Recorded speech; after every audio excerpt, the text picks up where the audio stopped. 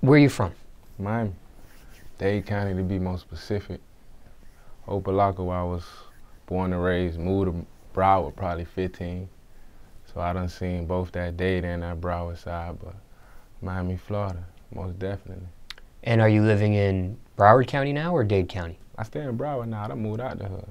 Okay. Once you touch a little paper, you feel me? You gotta elevate your circumstances. You know how that go. What was it like for you growing up in Dade County and then Broward County? Paint the picture for us. And why did you move at 15? What was the reason too? Pretty much staying in Opelika on 152nd and 22nd now. Just, you feel me, I was raised in a two-parent home. My family wanted better, so I guess at that point, my old girl just felt like it was time to move out the hood. So with moving out the hood came with leaving friends and relocating yourself to a whole different environment. And at this time, I had never heard of Broward.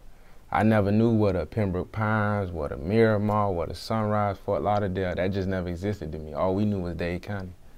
So it was a new environment. It was just different. It was slow, not as much gunshots as you're gonna hear in the locks or anywhere in the hood, but it's when you're trying to better your family, man, it's beneficial. So I understood it.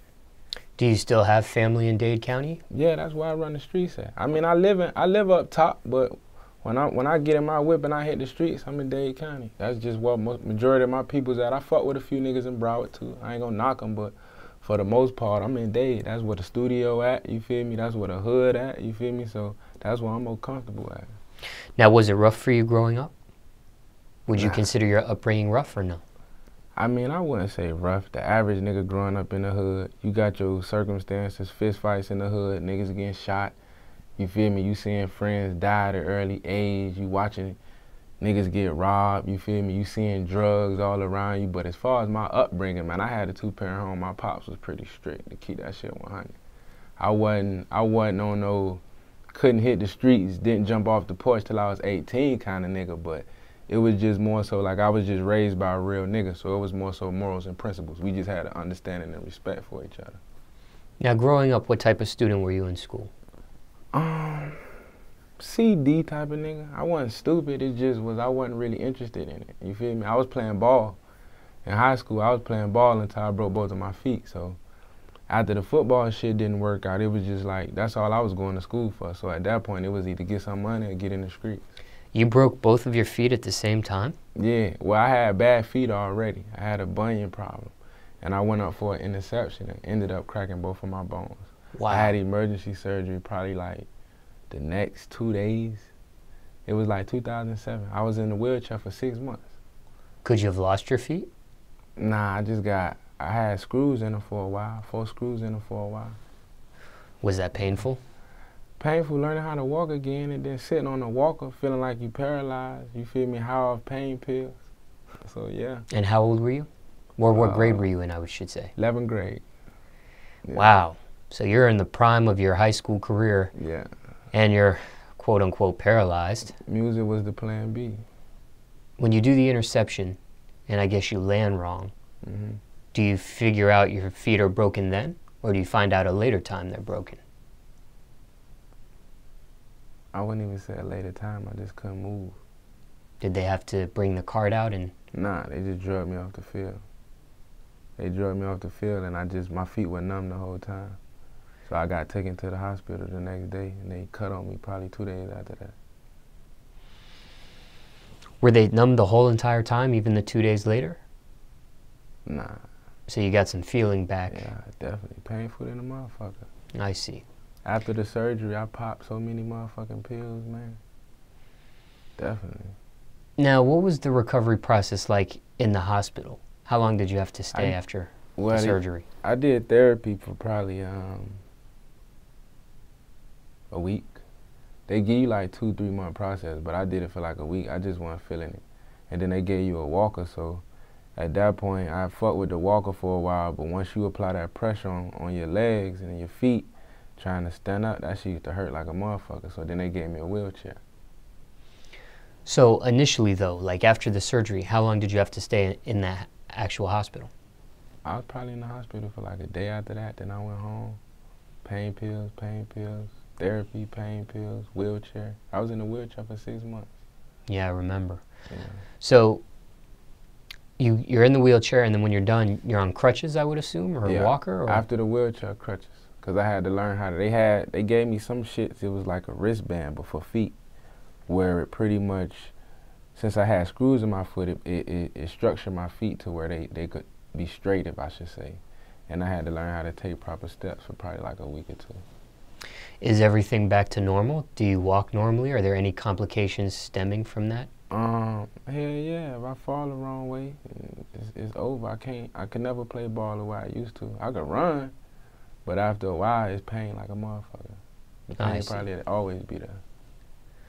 I see. Now, somebody watching this in a similar situation, and maybe not necessarily breaking both feet, but let's say they have to walk again and learn how to walk again and that sort of thing. Any do's or don'ts? Any advice on?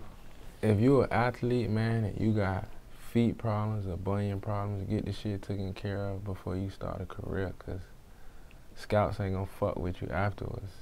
Any do's and don'ts, don't try to do shit on your own. I try to do a lot of shit on my own. Being left upstairs on my own, trying to go to the bathroom. And when you on a walker, you using your arms, but the moment you put your feet to press down, man, that's painful than a motherfucker from experience.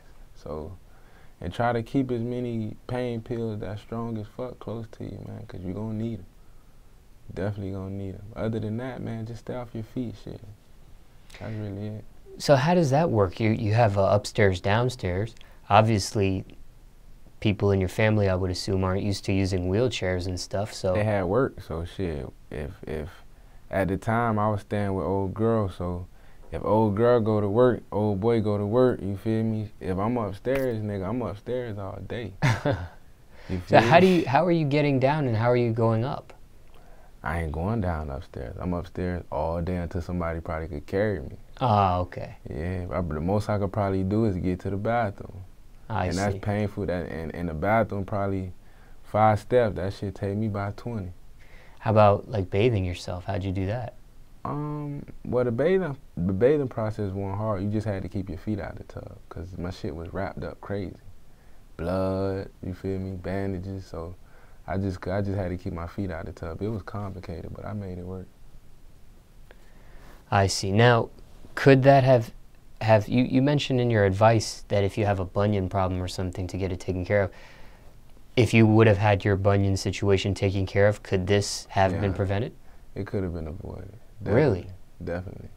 But just being so passionate, when you a young nigga and you in high school, man, you trying to get them scouts. You ain't thinking too hard about what this is. You just trying to ball out to lock in that scholarship, because when you from the hood, man, your peoples ain't really got money to send you to college.